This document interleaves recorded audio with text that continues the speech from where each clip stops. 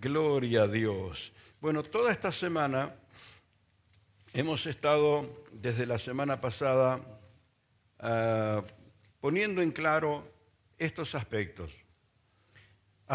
estableciendo o reconociendo la gran diferencia entre ser un religioso y ser un creyente, ser un adorador del Señor. Entonces, algunas expresiones de las Escrituras mal utilizadas, a veces por la inmadurez de algún predicador o de algún hermano, ha tildado a la iglesia como generación de víboras. ¡Oh! Porque Jesús lo dijo. Pero yo quisiera preguntarte si ya sabes a quién se lo dijo. Jesús se lo dijo a quienes eran generación de víboras, no a la generación de los redimidos. De ninguna manera a los que él había salvado. Se lo dijo a los opositores. Se lo dijo a miembros de sectas religiosas que tenían el máximo reconocimiento en el pueblo de Israel, pero eran el obstáculo principal para que recibieran el reino de los cielos. Debieron ser quienes lo estuvieron esperando, porque supuestamente ellos deberían conocer las Escrituras. Mas cuando el Señor apareció, desde el comienzo intentaron matarlo. ¿Recuerda?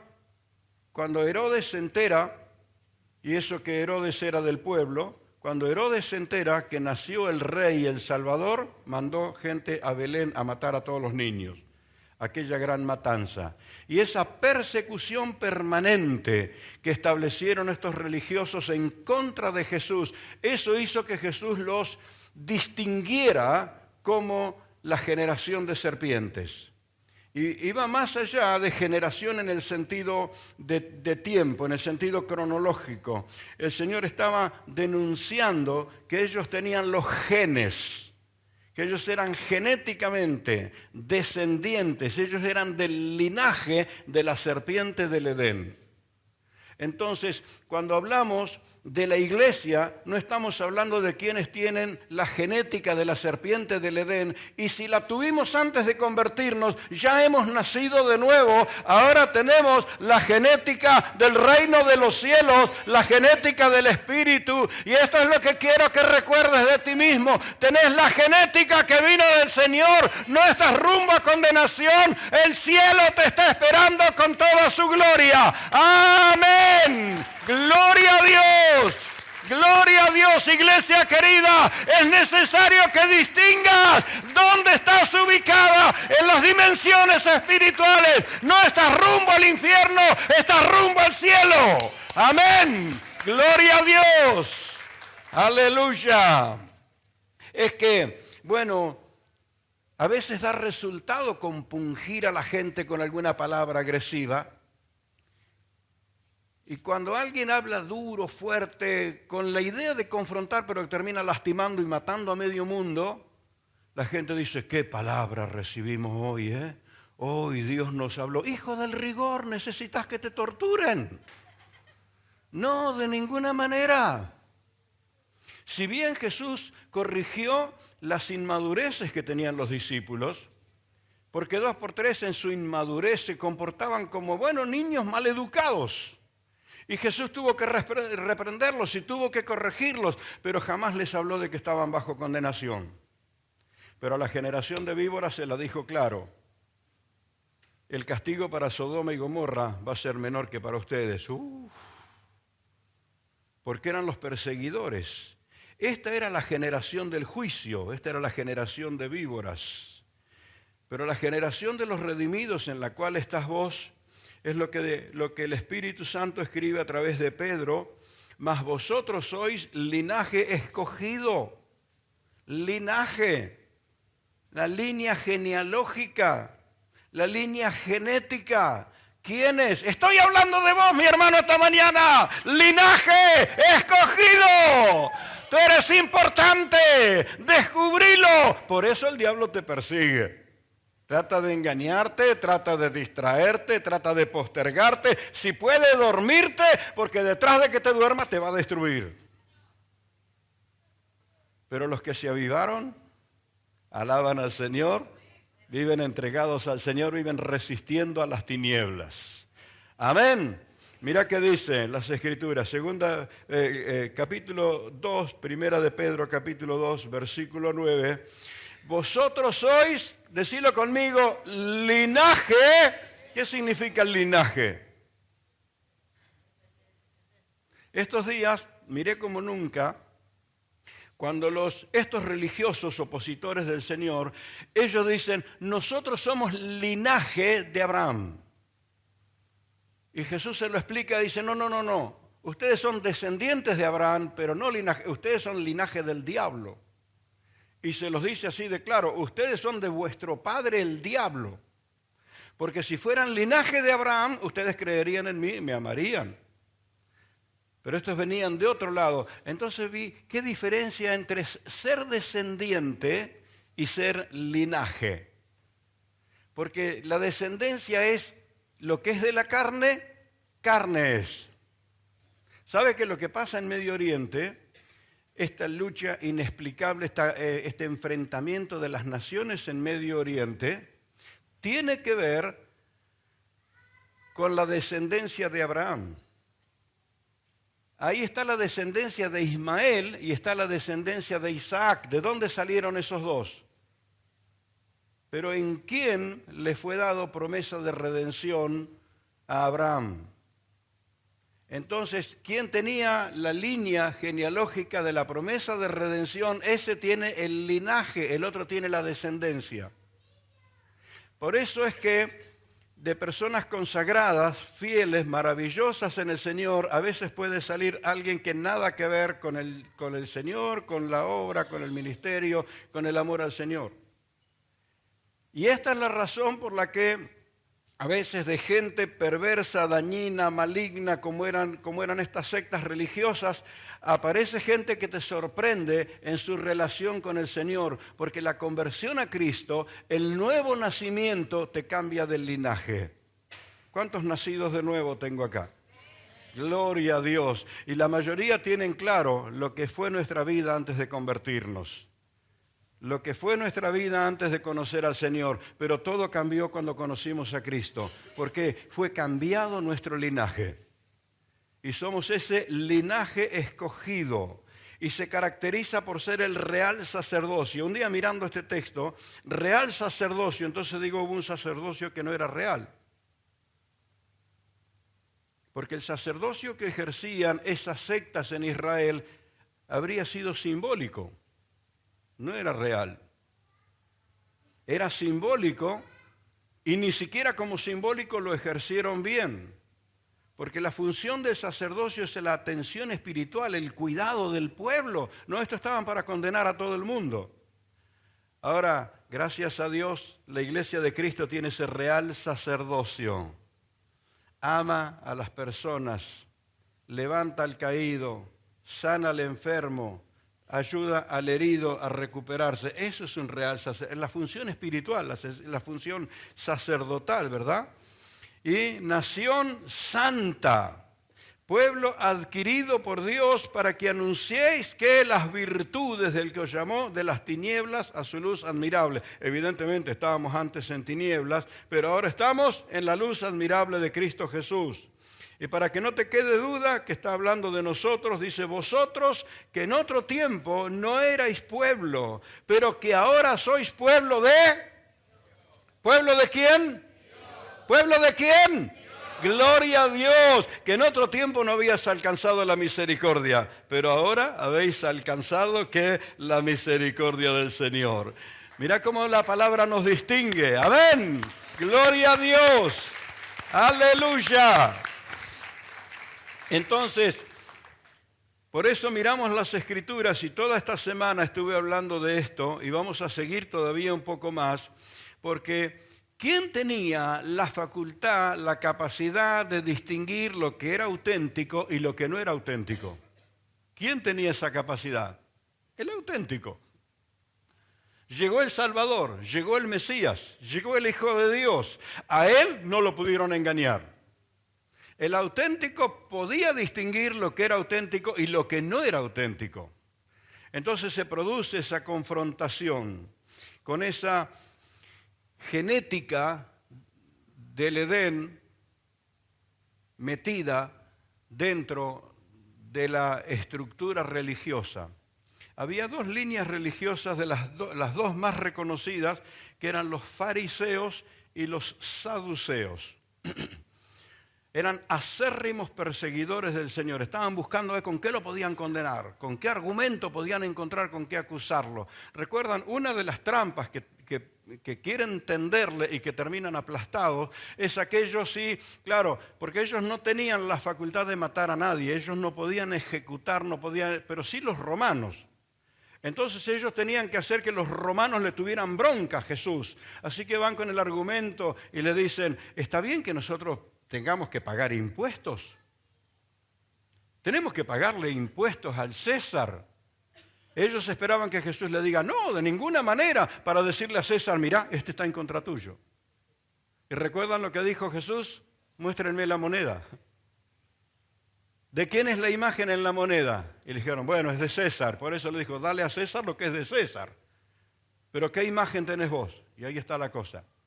Fuiste hecho a imagen y semejanza, así que vos no tenés la imagen del César, vos tenés la imagen de tu Creador. Dale a Dios lo que es de Dios, dale tu vida. Amén. Y lo que es de César, dáselo a César. Y no pudieron encontrar cómo acusarlo delante de él. Creo que el César lo aplaudió, me parece. Se quedó contento el César con la respuesta del Señor. Entonces, esta gente, tanto los saduceos o los fariseos que buscaban que Jesús se equivocara en algo para que los romanos lo crucificaran, lo condenaran, lo que logran al final con mentiras. Esta generación a quien Jesús dice maligna, perversa, era indiferente. Y aunque no es propiamente de este mensaje, pero tengo una lista de las características que tenía esa generación, porque quiero que comprendas qué diferencia hay contigo. ¿Qué diferencia? ¿Qué diferencia hay con el reino de los cielos? ¿Qué diferencia hay a una estructura religiosa? Por eso el Señor dice, ustedes han leído, ustedes saben que tenés que amar a tu prójimo como a ti mismo. ¿Está bien?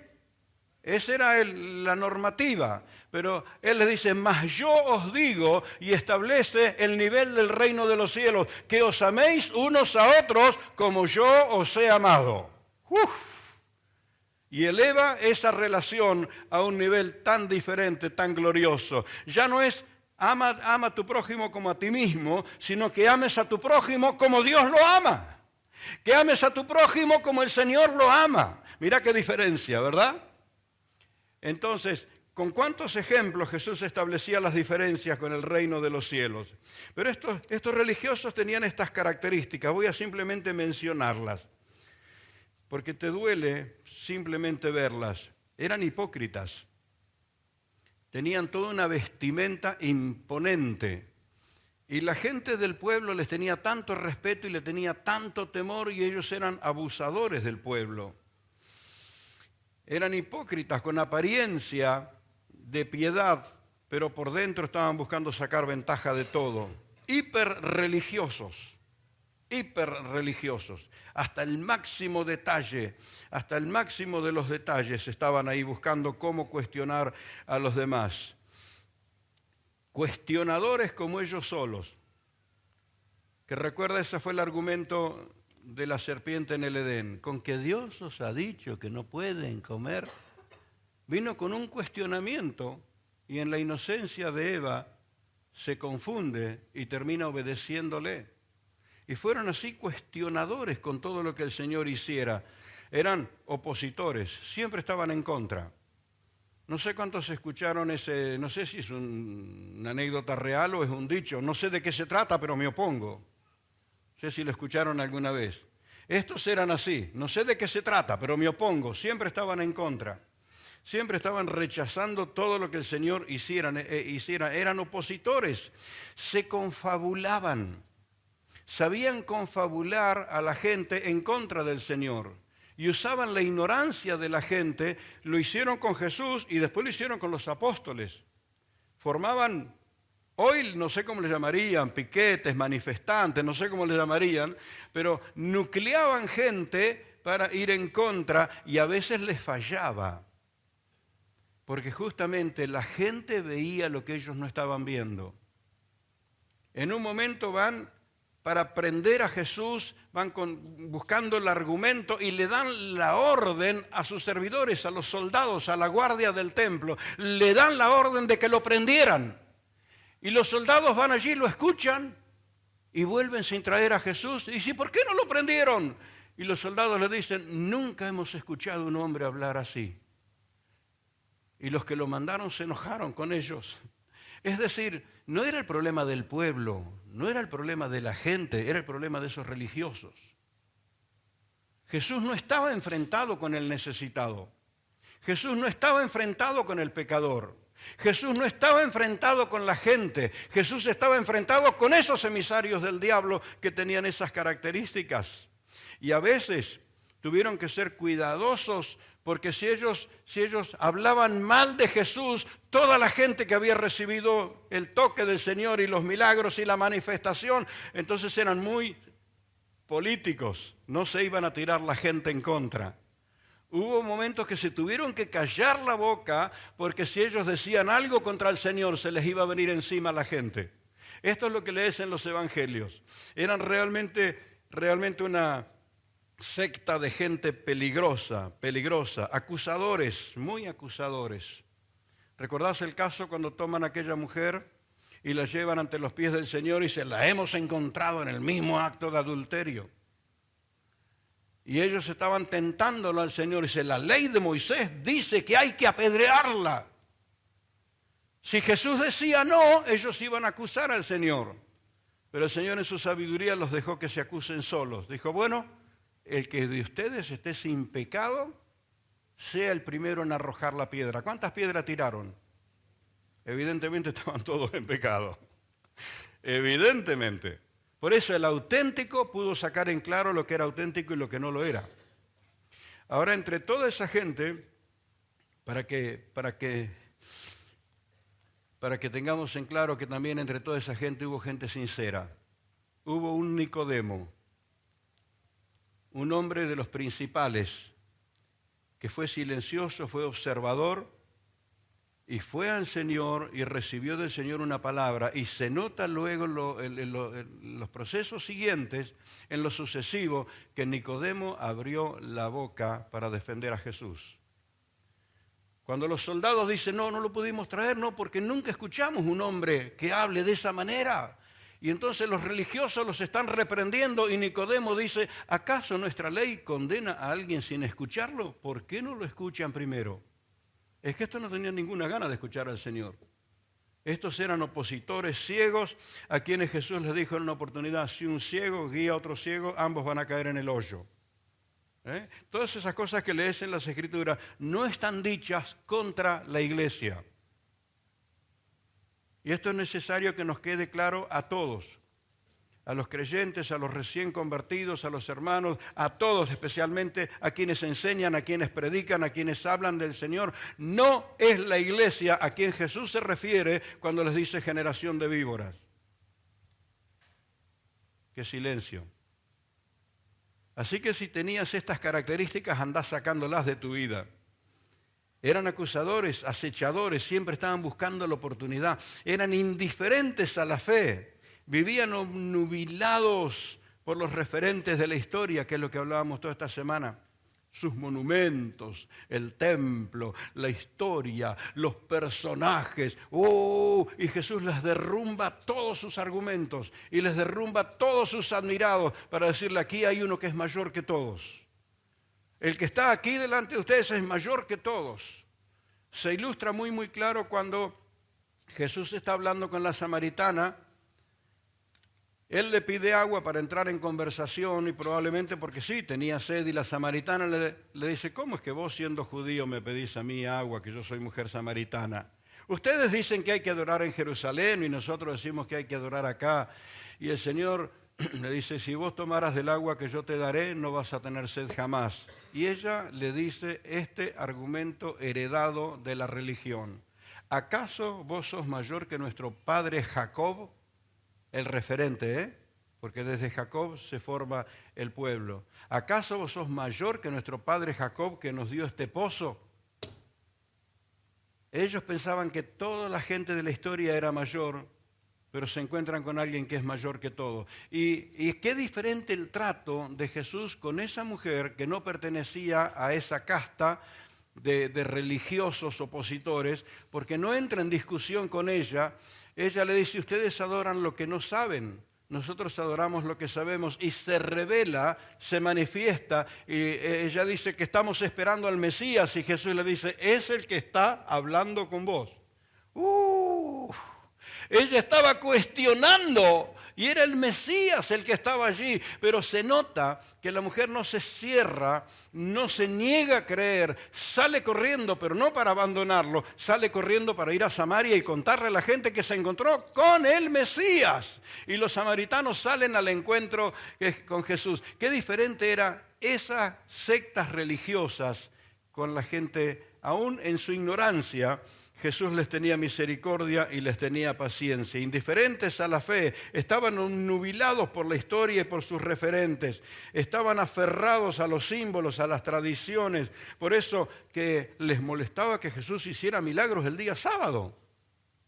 Hace milagros cualquier otro día. Es más, le dicen a la gente, vengan todos los demás días para ser sanados, pero el sábado no traigan enfermedades aquí. A Jesús no le importaba qué día era. Había un necesitado y Jesús lo sanaba. Y qué escándalos que se armaban. ¿Cuántos milagros habrán ocurrido que no quedaron registrados porque no hubo polémicas? Pero todos los que sucedieron en día sábado despertaron la polémica de estos religiosos. Entonces, ¿qué pasaría si en tu plena fiesta de cumpleaños Jesús hiciera un milagro? ¿Te molestaría que en tu fiesta Jesús hiciera un milagro? A ver, los chicos que se van a casar pronto o dentro de un tiempo, que en la boda, en plena boda, el Señor resucite a un muerto, ¿te molestaría? No, no te molestaría, sería como una corona en tu fiesta, ¿verdad? Entonces, para ellos el día sábado era intocable, le querían atar las manos a Dios. Y una de las cosas que Jesús le dice, el que está aquí es Señor del día sábado. Les estaba tocando las tradiciones, todo.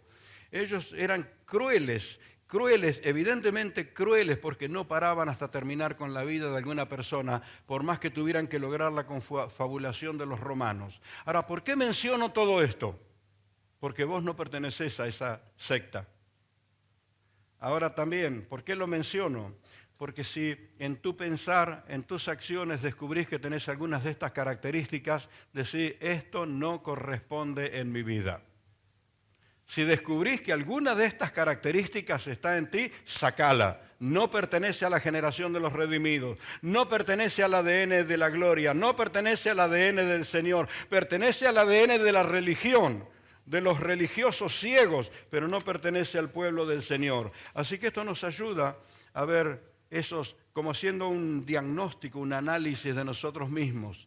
Si tenemos ese rechazo al Señor, esa indiferencia al Señor, eso hay que sacarlo del corazón, porque no es de creyentes, no es de gente que ama a Dios. Pero la gente que ama a Dios, estos son los que le creen, estos son los que le adoran. Por eso cantan santo, santo. Estos son los que aman, estos son los que sirven al Señor. Este es el linaje escogido, la línea genética que Dios bendice. Entonces, cuando estamos hablando de los religiosos, son la línea genética del juicio, la generación de víboras, a quienes el Señor les sacó tarjeta roja y les dijo, los de Nínive lo van a condenar, Sodoma y Gomorra los van a condenar a ustedes, la reina del sur los va a condenar a ustedes. Estaba mencionándole porque, claro, ellos pensaban que los que ya no estaban, no estaban. Pero Jesús dice, tengan presente que en el día del juicio van a aparecer para acusarlos a ustedes por la dureza de su corazón. Pero esto no le es dicho, mi hermano, a la iglesia. Así que da gloria a Dios. No te ha sido dicho a vos, da gloria a Dios.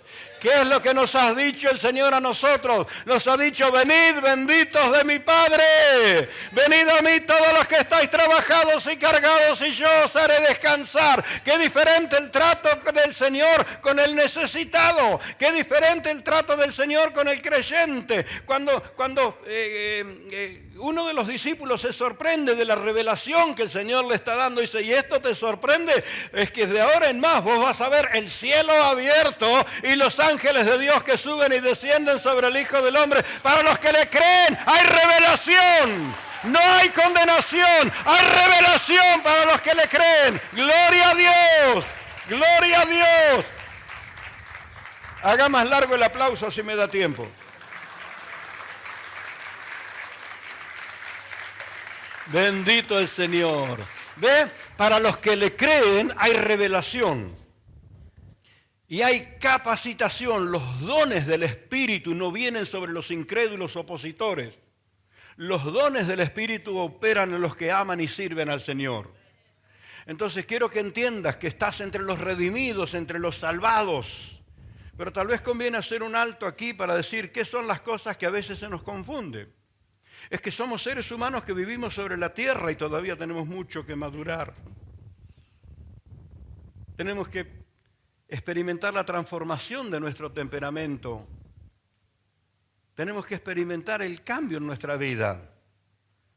Tenemos que aprender a estabilizarnos emocionalmente y no dejarnos llevar por las corrientes que nos empujan para cualquier lado. Tenemos que madurar, claro que sí. Por eso un sacerdocio espiritual en la iglesia del Señor. Muchas personas les lleva tiempo el cambio en su vida porque hay mucho que sanarse adentro. Hay muchas cicatrices en el alma, muchas sombras que enfrentaron. Pero en el correr del tiempo es el cuerpo de Cristo. La iglesia no es un manojo de religiosos. La iglesia del Señor es el cuerpo de Cristo y dentro del cuerpo hay sanidad. Hay sanidad. Entonces, el amor de la iglesia del Señor, el amor del cuerpo de Cristo, el consejo oportuno, el ejemplo de una persona que cambió, te va nutriendo para un cambio glorioso y maravilloso en tu vida. Pero nunca malinterpretes la inmadurez con la actitud de estos religiosos ciegos. A veces, de lo cual estoy entre los primeros, soy un torpe. Y recapacito y le digo al Señor, gracias por tu misericordia, que a pesar de mi torpeza me tenés paciencia. Porque es una característica humana. Pero el Señor sabe que le creo. El Señor sabe que lo amo. El Señor sabe que mi deseo es honrar su nombre, aunque sea medio bestia. No sé cuántos les pasa lo mismo, pero tenemos esperanza. El Espíritu Santo nos socorre. No vemos el Espíritu Santo descendiendo sobre esa turba de religiosos opositores. Sí vemos el Espíritu Santo descendiendo y derramándose sobre la vida de los creyentes, los que le amaban. Entonces los que aman al Señor tienen esperanza por sobre todo. Este es el linaje escogido. Un pasaje que tenés que anotarlo ahí para leerlo una y otra vez. Es Juan, capítulo 14, entre versículo 15 y versículo 27, Jesús hace una descripción de los que le aman. ¿Y qué es lo que sucede con los que le aman? Jesús dice, el que me ama, mi palabra guardará, y mi Padre le amará, y vendremos y haremos morada en él. La presencia del Señor está en los que le aman. ¡Gloria a Dios! Aunque todavía no seamos perfectos. Pero estos religiosos tenían una perfección externa, y por eso el Señor les dice sepulcros blanqueados. Estos religiosos por afuera presentaban una fachada de perfección, pero por dentro eran lobos rapaces, eran gente peligrosa. ¿Qué diferencia a ese que por dentro está quebrantado, humillado delante del Señor, reconociendo todo lo que tiene que cambiar? Ese tiene, por eso los pobres en espíritu tienen la gracia del Señor. Así que si hay alguien que todavía está en el fariseísmo, voy a decirle que se arrepienta para cambiar de genética. Porque hay esperanza, también había esperanza para ellos. Entre ellos estaba un hombre llamado Gamaliel. Pero ese hombre fue un observador del Señor Jesucristo y pese a ser un doctor de la ley, un hombre de alta investidura religiosa, en medio de ese ámbito él supo abrir su corazón para el Señor. Otro hombre, Nicodemo, aquel que observando le dijo al Señor, nadie puede hacer las cosas que vos hacés si Dios no está con él. Estaba descubriendo la autenticidad de Cristo. Y entonces es a Nicodemo a quien Jesús le revela los detalles del nuevo nacimiento. Nicodemo, tenés que nacer de nuevo. Y aunque él no lo podía entender, Jesús se lo explicó. ¿Cómo es el nuevo nacimiento? Es aceptar a Cristo como Salvador. Es reconocer que no hay salvación fuera del Señor. Ese es el nuevo nacimiento. ¿Cuántos nacidos de nuevo hay aquí? ¡Gloria a Dios! Los nacidos de nuevo se ponen en pie.